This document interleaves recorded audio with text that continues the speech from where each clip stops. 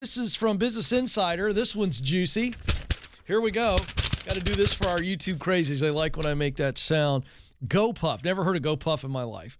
But apparently GoPuff is a leading kind of warehouse delivery service.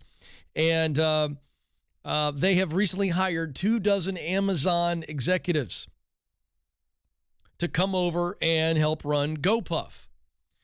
GoPuff is a $15 billion rapid delivery service. And they recently hired these new overseers from Amazon.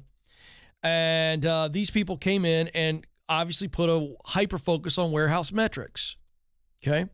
So they wanted managers to track processes like the time it took between a customer placing an order and then a warehouse worker starting to pack the order, or the time it took for a delivery driver to pick up a packed bag. I understand that. I got no problem with efficiency, right? I'm all about efficiency. I'm a big football fan. I want my offensive coordinator to run a really good practice. I want us to run the freaking play the right way so we could score touchdowns. I'm all for it. But dehumanizing people, abusing people in the name of efficiency is horrible leadership. And I'll call that out too. Back to the article. In one instance, a former GoPuff manager says he told his boss the warehouse missed a benchmark of 3 minutes. Listen to this, folks. 3 minutes. I want you to listen to this through the eye of a customer. All right? So picture you ordered something, and I want you to listen to this. The warehouse missed a benchmark of 3 minutes to start packing an order because one of the 2 employees on duty the previous evening had used the bathroom for a few minutes. Now, folks, they're monitoring this stuff. They didn't say the employee used the bathroom for 20 minutes. 20 minutes is too long. Either that or you need to go home or go to the ER. All right? We said a few minutes. Well, they missed it. Here was the operations executive response. Why didn't we plan for that? As if that question wasn't ludicrous enough, he doubled down. The follow-up question, how can we anticipate that problem? Well, gee, boss, I don't know how to anticipate when my employees got to go poo-poo. How am I supposed to anticipate that? Am I walking around going, what'd you have for lunch? Oh, Mexican today. Was it a taco salad or did you have the burrito? Do you have a little rumbly in your tumbly? Feel like you're a little gassy? Well, how long do you usually take when you have a bowel movement? You guys are laughing and cringing in the control room, but am I wrong? Studio audience? I mean, that's essentially, how do I anticipate when they got to go number 2? I don't know how to do that without crossing boundaries, being a creep. GoPuff adopted other pages from Amazon's playbook, including far more business meetings, making managers write up 6-page reports and then publicly criticizing and calling out employees. That's genius. By the way, ain't no warehouse job in the world that requires a 6-page report. It's 2022 Amazon execs or GoPuff execs who were formerly at Amazon. A 6-page report is like the teacher who wants you to hit a certain amount of words just because she feels like that's a good number, as opposed to tell me what's in the freaking book.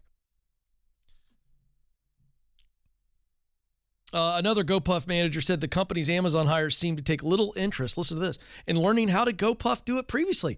Hey, they got to $15 billion doing it the right way, but these new Amazon creeps come in and they're just like, we're going to do it the Amazon way. If a warehouse's queue time or delivery time missed the metric, managers have to write up a paper and deliver it in a bridge call, explaining why they missed it and how they fix it, which is how we got that whole interaction with how to anticipate when your employees have to go poo. We have an executive making, this is a direct quote from a former employee, we have an executive making $250,000 a year asking about an associate who's making $16 an hour and criticizing them for sitting down.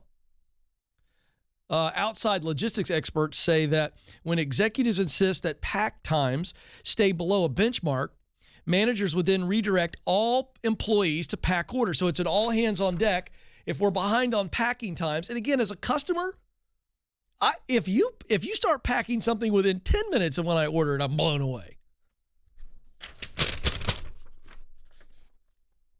Well, here's the deal. If it's an all hands on deck, guess what happens?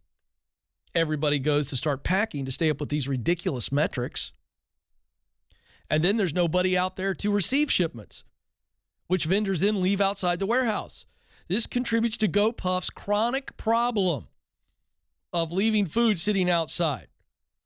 Now, this is a great statement from a former leader at GoPuff who didn't like the Amazon tactics.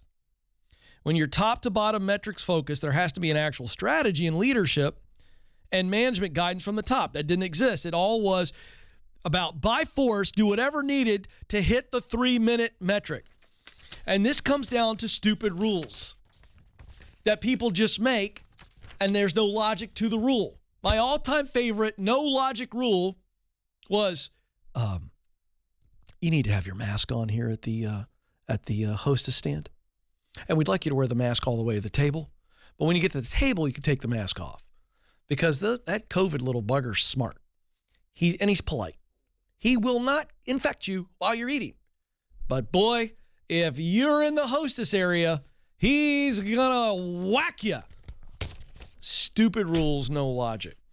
Amazon worker groups urge Congress to summon the Amazon CEO for a hearing. So now the Amazon workers are going, enough is enough. New article here, Forbes.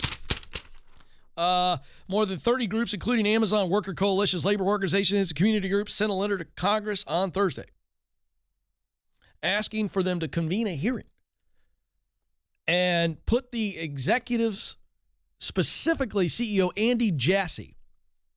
I don't know Andy, but he's Bezos' replacement. And they want to put him on the stand. Why? In New Jersey, 3 workers have died in 3 weeks in the month of July. Over a 3-week period, 3 warehouse workers died at work. In the warehouse. It was amid the rush of the company's famous Prime Day. 2 more deaths followed in different facilities. These events and incidents are under investigation. Shahryar Kayusi, executive director of the Warehouse Worker Resource Center, quoted in this article, said, the thing is, Amazon is first and foremost a data company. They, of all people, should know what's going on and why their injury rates are so high. Let me give you the rates. This is unbelievable. Despite Amazon founder and former CEO Jeff Bezos' public commitment to make Amazon's Earth's safest place to work, injuries among Amazon workers have increased year over year by 20% from 2020 to 2021 across the country. And acutely in states like in New Jersey, where injury rates at fulfillment centers increased by 54% year over year. In fact, Amazon leads in workplace injuries. The 2019 report found that workers at Amazon suffered serious injuries at rates 5 times the national average. You know why? Because they work them like pack mules. And if you spend a couple minutes going poo, you're going to get in trouble. And you wonder why workplace injuries are happening. Let me tell you, frenetic pressure creates a lack of judgment.